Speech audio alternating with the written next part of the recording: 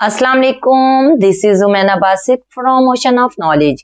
तो आज हम कर रहे हैं मैथ 9 की एक्सरसाइज 1.2 का क्वेश्चन नंबर 5, जो कि है find the transpose of each of the following matrices.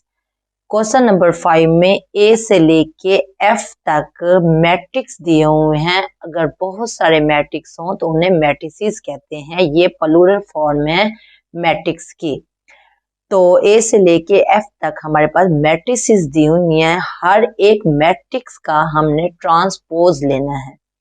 तो बहुत ही आसान क्वेश्चन है। तो हम चलते हैं सोल्यूशन की तरफ। सबसे जो पहला मैट्रिक्स है वो है हमारा a इज इक्वल टू 0 1 -2।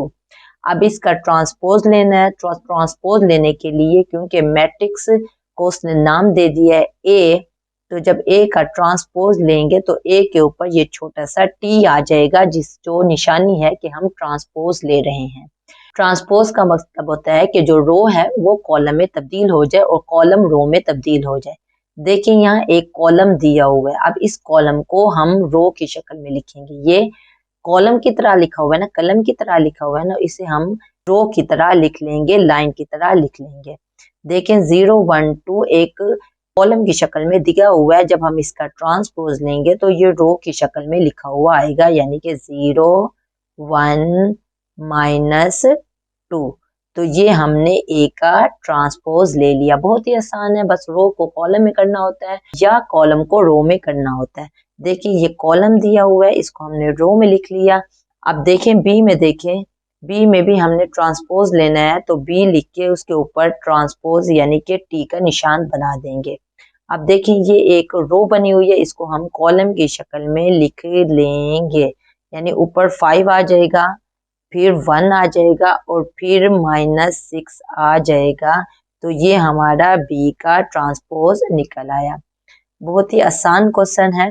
सी का ट्रांसपोज लेंगे तो बस रो कॉलम में तब्दील हो जाएगा, या कह सकते हैं कॉलम रो में तब्दील हो गया। देखें 1 2 ये पहली रो है, इसको कॉलम की शक्ल में लिखेंगे 1 2। फिर दूसरी रो है 2 -1, इसको भी कॉलम की शक्ल में लिखेंगे 2 -1। फिर तीसरी रो है 3 0, इसको कॉलम की शक्ल में लिखेंगे 3 0। ये सी का कॉलम निकल आया। इसी तरह डी का ट्रांसपोज लेंगे। डी का ट्रांसपोज जब हमने लिया तो पहली रो क्या है 2 3, तो 2 3 को हमने कॉलम की शक्ल में लिख लिया। दूसरी रो है 0 5, इसको भी हमने कॉलम की शक्ल में लिख लिया। आगे ई और एफ है, तो ई का ट्रांसपोज लेंगे, ई लिख के उसके ऊपर टी का निशान लगा देंगे।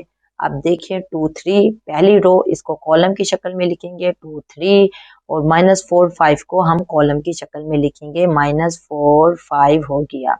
उसके बाद एफ का ट्रांसपोज लेंगे तो 1 2 पहली रो है, इसको पहले कॉलम की शक्ल में लिख दिया। 3 4 दूसरी रो है, 3 4 को दूसरे कॉलम की शक्ल में लिख लिया। तो हमारा क्वेश्चन नंबर 5 हो गया। तो बहुत ही आसान क्वेश्चन है। कोई कंफ्यूजन हो, कोई मसला हो, कोई बात समझ ना आई हो, आप नीचे कमेंट में पूछना। मैं इंशाल्लाह कमेंट बॉक्स में उसका डेफिनेटली जवाब दे दूंगी। तो अपना ख्याल रखिएगा। ओके, फिर अल्लाह हाफिज़।